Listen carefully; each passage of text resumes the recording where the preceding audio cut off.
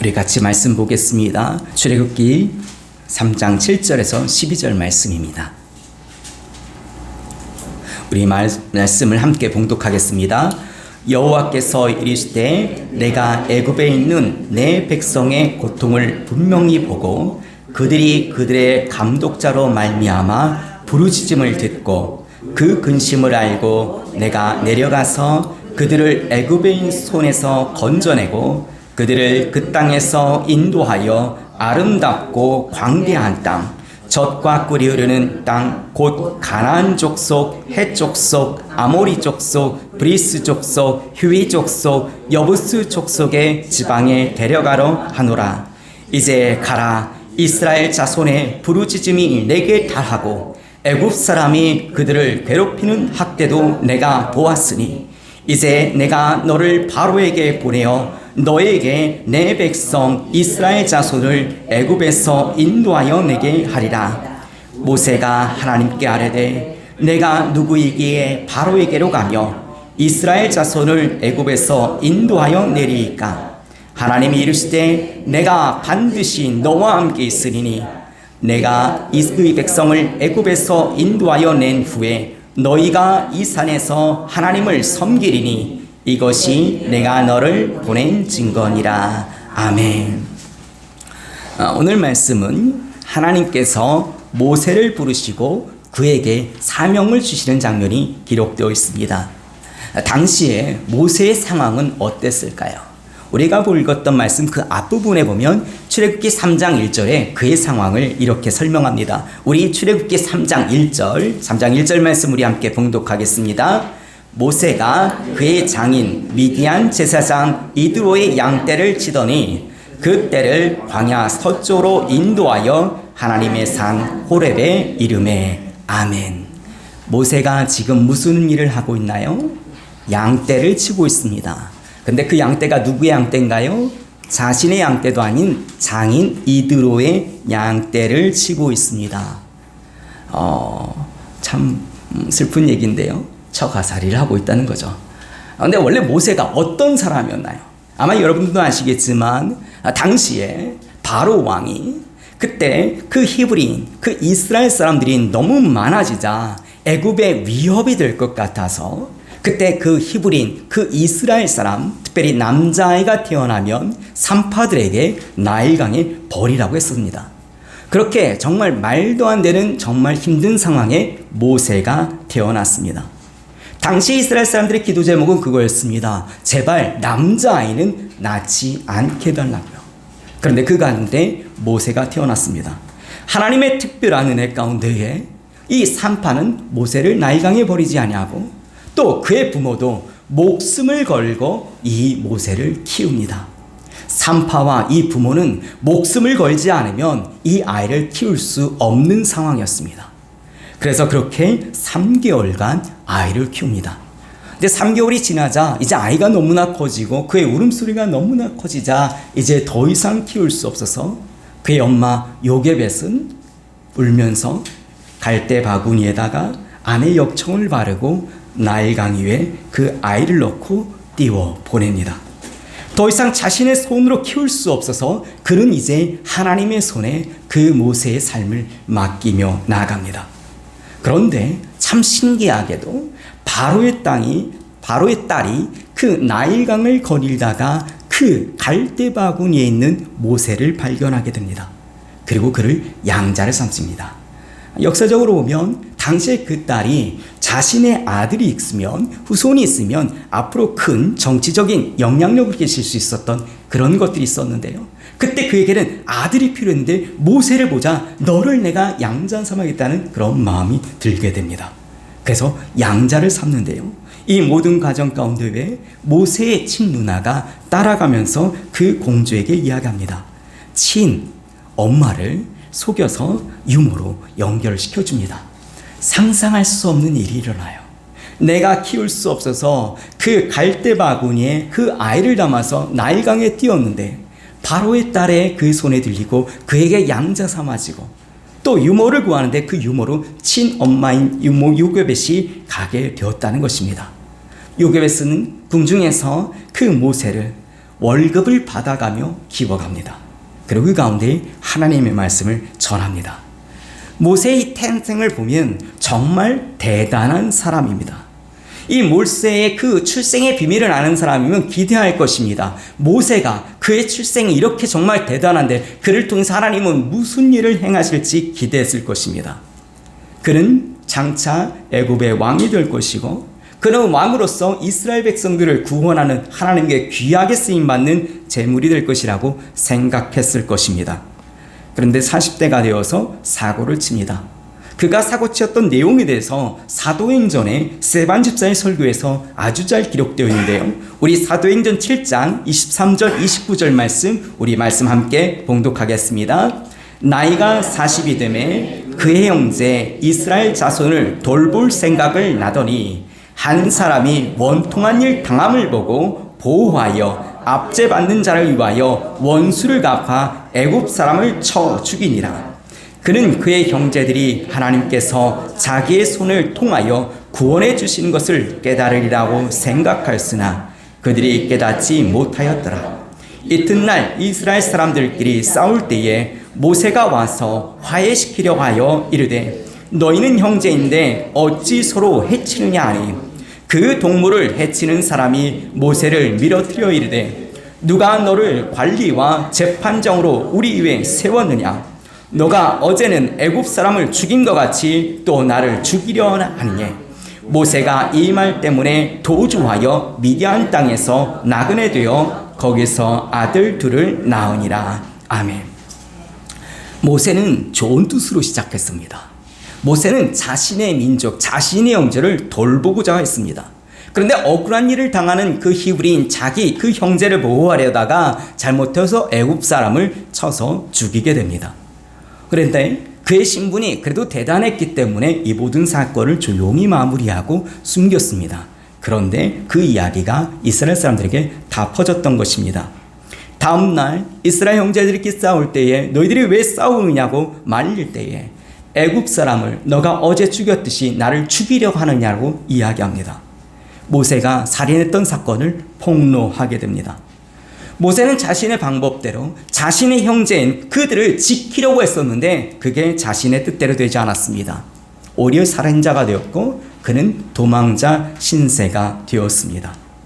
나일강에서 기적적으로 건짐을 받아 바로의 딸로 양자가 되었는데 장차 애굽을 다스릴 수 있는 왕이 되었음에도 불구하고 그래서 그는 고통 가운데 있는 자신의 형제들을 자신이 보호하려고 하였는데 너무나 허무하게 살인자가 되어서 도망자의 신세가 되었다는 것입니다.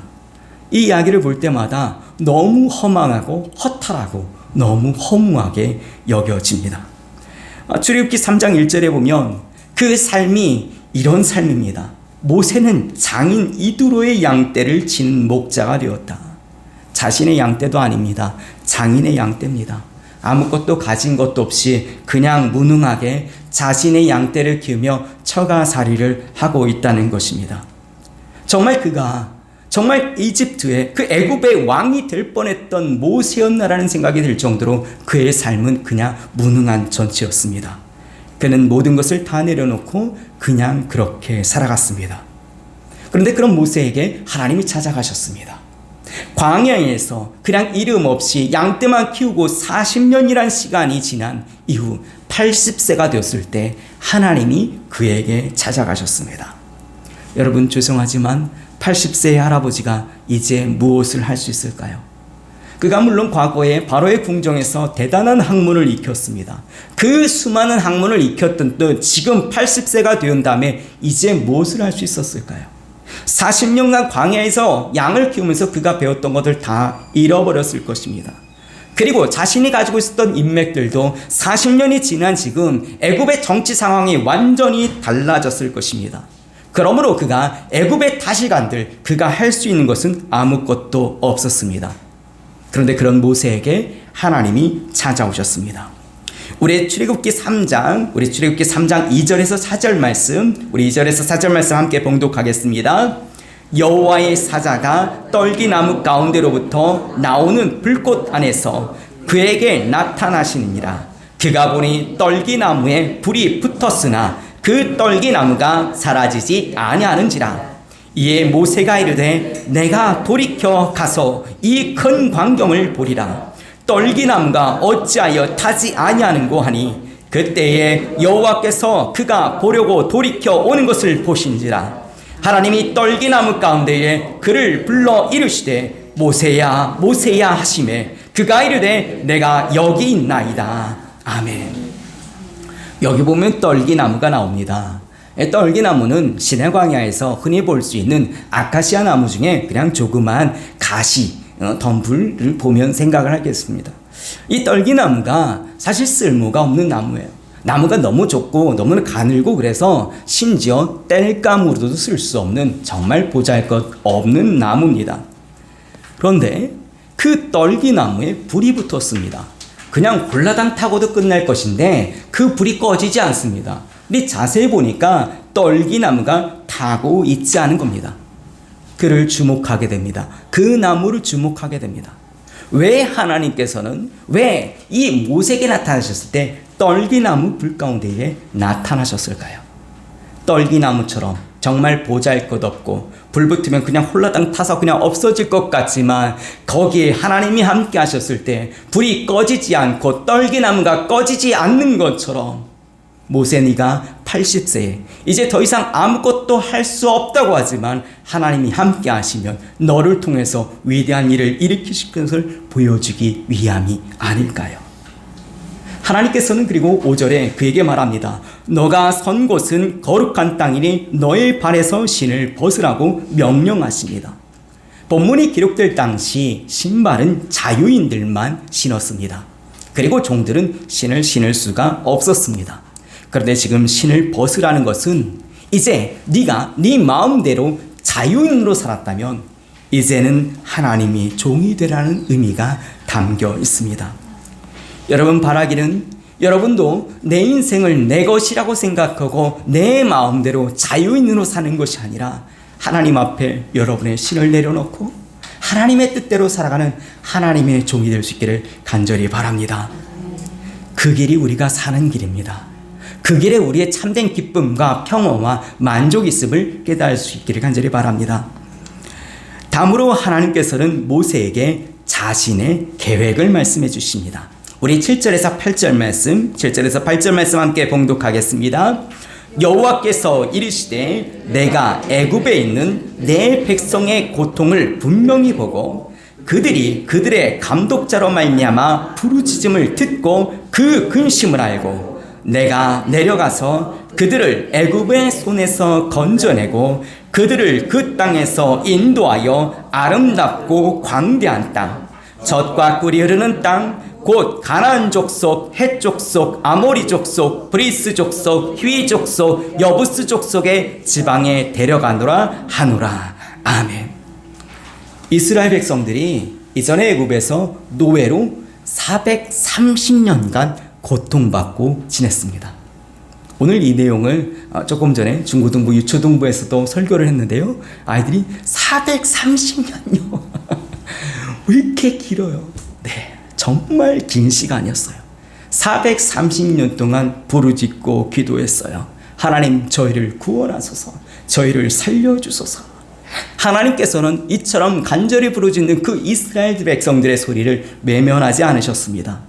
이제 때가 되매 직접 내려오셔서 그 애굽인의 손에서 그들을 구원해내고 그래서 그들을 젖과 꿀이 흐르는 그 가나안 땅으로 인도하시기 위해서 지금 모세를 부르시는 것입니다. 그리고 지금 모세에게 자신의 심정이 어떤지 지금 말씀하고 계십니다. 그러면서 9절 10절 앞을 보면 이제라고 말씀하십니다. 그러면서 이제 그 때가 되었으니 이제 하나님이 일할 때가 되었으니 함께 이스라엘 백성들을 그 애굽인의 손에서 구원하자고 이야기합니다. 그런데 이 말씀이 모세에게는 너무나 큰 부담으로 다가옵니다. 40년 전 그는 이미 자신의 모든 꿈과 자신의 모든 사명을 다 버리고 지금 이 광야로 도망쳤습니다. 지금 그냥 아무것도 가진 것 없이 그냥 무능하게 장인의 양떼만 키우며 그냥 하루하루 살아가는 처가살이하고 있는 그런 사람이었습니다. 그런데 그런 자신이 다시 그 바로의 앞에 선다는 것은 도저히 감당할 수 없는 너무나 큰 부담되는 사명이었습니다. 그래서 11절에 이렇게 얘기합니다. 내가 누구에게 바로에게 가며 이스라엘 자손을 애굽에서 인도하여 내릴까라고 말합니다. 여러분들 잘 생각해 보십시오. 하나님 정말 대단하십니다. 하나님은 창조주이십니다. 그리고 모세는 그의 피조물이에요. 지금 창조주가 피조물에게 가라고 명령하셨어요. 그럼 가야 되는 거예요. 하나님이 믿는 백성이에요. 하나님이 명하셨어요. 가라고 하는 거예요. 근데 가지 않아요. 하나님께서는 지금 패배의식에 빠져서 모든 것을 손 놓아버리는 그 모세를 설득하고 계십니다. 사실 하나님은 그럴 필요가 없으세요. 가라고 하면 가는 거예요. 주인이 명령하면 종은 따르는 거예요. 그런데요, 자신의 원대한 계획을 말씀해 주시고 패배의식의 모든 것을 포기한 모세를 설득하며 함께 가자고 이야기합니다. 그러면서 12절에 모세에게 이렇게 이야기합니다. 내가 반드시 너와 함께 있으리라. 너무나 멋있는 말씀 아니에요? 하나님이 내가 너와 반드시 함께 있으리라. 40년 전에 네가 혼자 갔지만 이제는 내가 너와 함께 하리라고 말씀하십니다. 하나님은 우리에게 사명을 주실 때 혼자 맡기지 않습니다. 하나님은 사실은 하나님이 일하고 계십니다. 우리가 좀 더 영적으로 넓은 시각으로 보면 하나님께서는 하나님의 위대한 구원의 사역을 이끌어 가십니다. 근데 그 구원의 사역을 이끌어 가는 가운데에 우리로 하여금 동참하기를 원하십니다. 예수님께서 나의 멍에는 무겁지 않다고 말씀하면서 같이 멍에를 메라고 하셨을 때 우리는 멍에를 생각하면 우리나라 멍에를 생각하는데요. 우리는 소 한 마리를 이렇게 넣어서 멍에를 매지만 당시에는 멍에는 2개가 돼서 2개의 소가 들어갑니다. 저는 이 얘기할 때마다 이렇게 비유를 합니다. 한쪽에 한 150kg 정도 되는 스모 선수가 그걸 메고 있어요. 근데 그 한쪽에 한 30kg도 안 되는 어린아이가 있어요. 그러면 멍에를 매면 어떤 일이 일어날까요? 그 아이는 아마 매달려서 종종종 떠 있을 거예요. 바이트하지 않아요. 멍에를 매는 게 아니라 멍에 매달리는 겁니다. 전지전능하신 우리 하나님께서 멍에를 메고 가시는데 그 옆에 같이 멍에를 맨다는 건 그냥 매달려 가는 거예요. 근데 왜 하나님은 하나님의 일을 혼자 하시지 왜 사람으로 하여금 할까요? 왜요? 그 승리의 맛을 우리로 함께 경험토록 하기 원하셔서 그렇습니다. 하나님은 그 구원의 놀라운 역사에 패배의식에 빠져있는 그 모세를 통해서 함께 하기를 원하십니다. 그래서 지금 내가 반드시 너와 함께 있으리라. 내가 다 책임지겠다는 거예요. 그러니 너는 그냥 순종하고 따르기만 하면 된다고 말씀하고 있습니다. 하나님이 부르실 때 여러분 여러 가지 많이 생각하지 마십시오. 나 자신 물어보면 답이 나오지 않죠. 답답해요. 내가 지금 해결할 것도 나도 지금 정말 힘들어요. 그런데 하나님의 일을 하라니요. 너무나 부담이 될 수 있어요. 하지만요, 하나님이 이미 모든 것을 다 준비하고 하고 계십니다. 우리는 매달려 가면 돼요. 그래서 하나님께서 주신 놀라운 영광의 승리의 자리에 우리도 함께 할 수 있기를 간절히 바랍니다. 그러므로 하나님이 주시는 사명 너무 부담스럽게 여기지 않기를 바랍니다. 하나님은 이미 일하고 계셨고 그걸 준비하시는 분이 전지전능하신 하나님이기에 그 일은 반드시 성취될 것입니다. 그리고 그 기쁜 일에 우리도 동참하기를 하나님 원하고 계시기에 하나님이 우리를 부르심을 깨달을 수 있기를 간절히 바랍니다. 특별히 내 힘으로 하지 않기를 바랍니다. 내 지식으로 하지 않기를 바랍니다. 내 방법으로 하지 않기를 바랍니다. 하나님의 지식으로, 하나님의 방법으로, 하나님의 때에 감당할 수 있기를 간절히 바랍니다. 모세는 40세에 자신의 지식, 자신의 혈기로 자신의 형제, 자신의 민족을 보호하려고 했지만 결국에 그는 살인자가 되었고 도망자 신세가 되었습니다. 그래서 지금 하나님이 부르십니다. 지금 나이가 80세가 되었습니다. 가진 것도 아무것도 없습니다. 그렇지만 그런 것이 다 중요하지 않습니다. 전지전능하신 하나님이 함께 하시면 불가능을 가능케 하십니다. 기적이 상식이 되어집니다. 날마다 놀라운 기쁨과 감사가 넘칠 것입니다. 이 놀라운 일에 우리 모두 함께 동참할 수 있기를 간절히 바랍니다. 그런데 이렇게 쓰임받으려면 또 거쳐야 될 과정이 있습니다. 특별히 자신이 어떠한 존재인지 직면하는 것입니다. 게르케고르 철학자가 이런 말을 합니다. 하나님께서는 모든 것을 무에서부터 유로 창조하신다. 그러므로 하나님이 사용하시는 사람을 무로 만드신다. 아무것도 아닌 존재로 스스로 깨닫게 만드신다. 여러분, 전적으로 하나님을 신뢰하고 하나님을 의지하려면 자신이 얼마나 무능하고 무지한지를 먼저 깨달아야 해요. 마치 김장할 때에 배추를 소금에 절여서 깊이 푹 손을 죽입니다. 왜요? 그래야지 양념이 속 깊이 물들기 때문에 그렇습니다. 가끔 그러더라고요. 이게 절여지지 않으면 배추가 날아간다고 표현하더라고요. 양념이 들어가지 않아요. 그것처럼 하나님께서 우리를 사용하실 때 우리로 하여금 성령에 푹 죽여 우리로 하여금 죽게 만드십니다. 내가 죽지 않으면 하나님의 영이 나의 마음과 나의 생각과 나의 인격과 나의 인생에 영향을 온전히 미치지 못합니다. 내가 죽어야 하나님의 영이 나의 생각과 나의 마음과 나의 인격과 나의 인생에 깊숙이 들어올 수 있기 때문에 그렇습니다.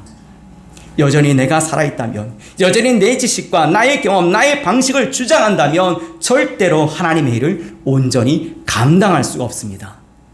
그런 사람들이 모인 곳에서는 늘 다툼과 분쟁이 있을 수밖에 없는 것입니다. 여러분, 지금 우리에게는 그렇게 시간이 많지 않습니다. 지금 이 순간에도 하나님의 말씀, 복음을 듣지 못하고 하루하루를 지옥처럼 살아가는 사람들이 너무나 많습니다. 그들에게 우리는 하나님의 나라를 전해야 합니다. 우리가 전하지 않으면 누가 그들에게 하나님의 나라를 전하며 하나님의 사랑과 하나님의 은혜와 하나님의 평강을 알려줄 수 있을까요? 이제부터 우리는 우리의 지식, 우리의 경험, 우리의 방식을 내려놓고 하나님의 방법대로 하나님의 복음을 전하는 일에 우리는 감당해야 합니다. 그런데 혹시 여러분 가운데 왜 말할 수 없는 고통 가운데 계시는 분이 계십니까? 여러분이 정말 말할 수 없는 그 고통 가운데 눈물로 밤을 지새울 때 우리 친구 되어주시는 성자 하나님이신 예수님께서도 함께 눈물을 흘리고 계십니다. 여러분은 혼자가 아닙니다. 하나님이 함께 하십니다. OM 국제선교회 볼레터 스틸 크림런이라는 선교사님이 계십니다. 그분이 남편과 함께 아주 행복한 가정을 꾸렸습니다. 그런데 그의 첫째 아이가 4살 때 백혈병으로 갑자기 죽게 됩니다. 그리고 얼마 되지 않아서 남편도 33살에 림프암으로 죽게 됩니다. 근데 더욱 가슴 아픈 것은 둘째 아이가 8살인데 그리고 셋째 아이가 10살인데 이 아이도 2번 같이 교통사고로 간절해서 죽게 됩니다. 그녀만 남습니다. 너무나 젊은 나이에 너무나 상상할 수 없는 끔찍한 일을 겪습니다. 보통 이런 일을 겪고 나면 내가 내 인생을 바쳐서 목숨을 걸고 선교하겠다고 하는데 하나님, 내가 이런 선교사가 됐는데 왜 나에게 이런 시련을 주십니까 하고 하나님을 원망할 법도 한데 그 선교사님은 그 선교의 사명을 계속 감당하고 대만에서 선교 사역을 하고 계십니다. 그런데 그 선교사님이 대만에서 사역하던 중 그 선교사님이 57세가 되던 때에 대만 남자에 의해서 성폭행까지 당하는 끔찍한 일을 겪습니다. 정말 말할 수 없는 그 고통 가운데 더 이상 살아갈 삶의 의미를 도저히 발견할 수 없을 상황임에도 불구하고 그는 더욱 하나님을 의지하고 선교 사역에 더 헌신합니다. 그리고 더욱 놀라운 것은 자신이 당했던 그 끔찍한 일들을, 그 경험들을 글로 씁니다. 나는 하나님의 말씀에서 위로와 능력을 체험했습니다. 죽어가는 아들을 품에 안고 몸부림치던 밤에도 남편이 숨 한 번 들이마시며 정말 그러기 위해서 죽을 힘을 다했던 그 밤에도 하나님이 말씀해 주셨는데 놀랍게도 그 말씀이 나의 비통함을 치유해 주셨습니다. 환난을 겪고 나니 성경 말씀 하나하나가 진리임을 알게 되었습니다. 성경 말씀 한 구절 한 구절이 흑암을 비추는 빛이었으며 마른 입술을 적시는 생수였습니다. 그리고 연약한 저의 손에 들려주시는 지팡이였습니다. 하나님은 남편과 자녀를 데려가시고 다시 돌려주시지 않으셨지만 말씀을 통해서 놀라운 은혜를 깨닫게 해주셨습니다. 그녀는 말할 수 없는 고통 가운데에 하나님의 은혜를 경험하였고 그가 세상을 바라보는 관점이 달라졌습니다. 사랑하는 남편 그리고 자녀를 하늘나라에 보냈지만 그에게 더 이상 바랄 수 없는 그 놀라운 은혜가 그 가운데에 임하였습니다. 하나님이 상상할 수 없는 그에게 위로를 주셨고 그는 그 모든 것이 기쁘고 감사하다고 고백합니다. 그 선교사님이 좋아하는 찬송이 찬송가 410장이라고 합니다. 아, 하나님의 은혜로 이 쓸데없는 자 왜 구속하여 주는지 난 알 수 없도다.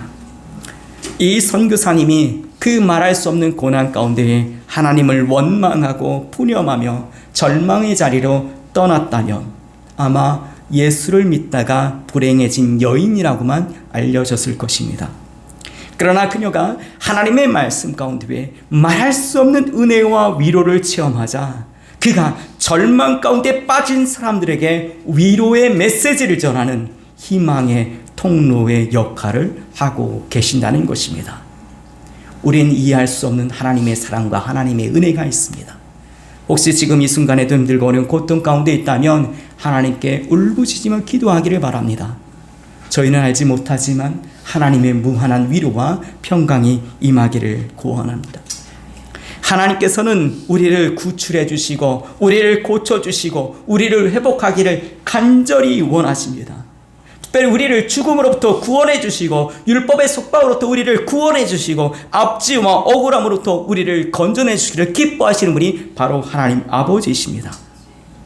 하나님은 마치 전쟁터에서 포로를 구출하듯이 사로잡힌 자를 사로잡으며 죄와 허물로 허물어진 자들을 그대의 모습을 치유하여 주시고 하나님이 택하신 성도들을 다시 영광스러운 모습으로 회복시켜 주셔서 하나님의 자녀로 되어주시기를 간절히 원하신 분이 바로 하나님이십니다.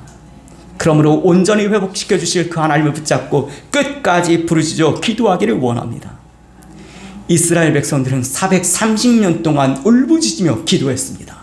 그리고 그 기도에 응답을 받았습니다. 그리고 그 일을 모세를 통해서 일하기를 원하십니다. 하나님은 우리에게도 모세처럼 다른 사람을 구원한 일을 우리에게 맡기십니다. 모세가 이스라엘 백성들을 이름도하여 하나님이 말씀하신 그 젖과 꿀이 흐르는 그 가나안 땅으로 인도하셨듯이 하나님은 우리로 하여금 하나님의 사랑과 하나님의 은혜와 그 하나님의 평강을 알지 못하는 자들에게 하나님의 사랑과 하나님의 은혜와 그 하나님의 평강을 전하며 그들을 하나님의 나라로 인도하기를 원하고 계십니다. 오늘날 정말 많은 사람들이 돈의 노예로 살아갑니다. 권력의 노예로 살아갑니다. 명예의 노예로 살아갑니다. 또 쾌락의 노예로 살아갑니다. 내일이 없습니다. 그냥 오늘만 살아갑니다. 그들에게 참된 기쁨이, 참된 행복이 무엇인지 우리는 우리의 삶으로 보여주며 하나님의 사랑과 하나님의 은혜와 하나님의 평강을 함께 누리도록 전해야 합니다. 그리고 때로는 정말 말할 수 없는 그 고통 가운데 있는 자들이 있다면 그들의 아픔을 품어주며 그리스도의 놀라운 사랑으로 회복될 수 있도록 그리하여 다시 살아갈 수 있는 삶의 용기를 얻도록 우리는 섬겨 주어야 합니다. 이것이 우리가 해야 할 사명입니다. 하나님이 이런 너무나 소중하고 귀중한 사역에 우리를 부르고 계십니다. 물론 우리는 너무나 연약합니다. 우리는 너무나 허물이 많습니다. 하지만 더 이상 나의 지식, 나의 경험, 나의 방식이 아닌 하나님의 지식, 하나님의 방법, 하나님이 인도하신 대로 우리가 따라가며 하나님의 사명을 감당한다면 부족한 저희를 통해서도 하나님의 위대한 일을 나타내시리라 믿습니다. 그러므로 천하보다 귀한 영혼, 하나님이 간절히 찾으시는 그 한 영혼들을 우리의 작은 섬김을 통하여 그들이 하나님의 참 사랑과 하나님의 참 은혜와 하나님의 참 평안을 누릴 수 있도록, 그래서 그들이 하나님의 나라로 나아가는 구원받는 하나님의 백성이 될 수 있도록 우리 주 예수 그리스도의 이름으로 함께 섬기기를 소원합니다.